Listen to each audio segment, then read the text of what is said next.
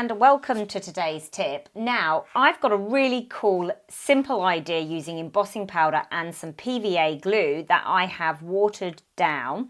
Now, I've just got an old paint palette here and I have put clear drying glue in here. And I have cut out a stencil of a moon. Took me several goes to get it right. And underneath I have got my cardstock. So I'm just going to move that one across like that. And I'm just going to cover up these other areas with some scrap paper. Because I don't want them getting any of this glue.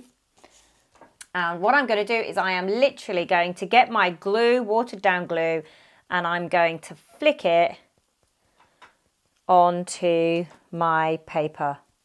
Now, I have experimented with this and I actually think the lighter the specks, the better. So just play around with how it comes off your brush.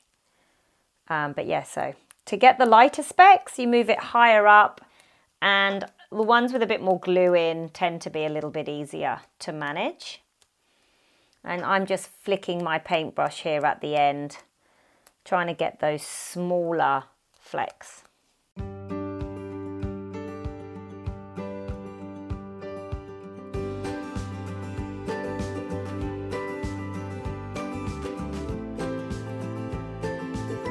Okay, once that you have got that and you are happy that it has created the shape that you want, it won't look much because the glue is already starting to dry. Grab your embossing powder and just throw it over the whole thing. Now, the other idea is just to wait a little bit for some of those larger dots to dry, but I'm just going to go straight on here with the embossing powder. I'm going to give it a little bit of a move around, and then I'm going to pour it all back in.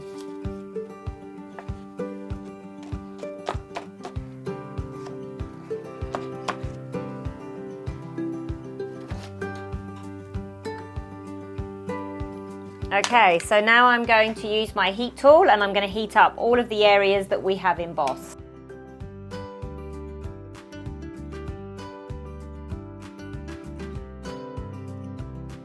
Okay, so I have finished that and it just shines so beautifully. When I folded my embossing powder, I went that way and unfortunately it's marked the card a bit. So make sure you go in the other direction so it doesn't mark. But I'm not too worried about that because I'm going to build out my embellishments along the middle there. But isn't that a really beautiful and effective way for creating some of those sleepy time baby photos that you may have? I hope you've enjoyed this and I'll see you next time.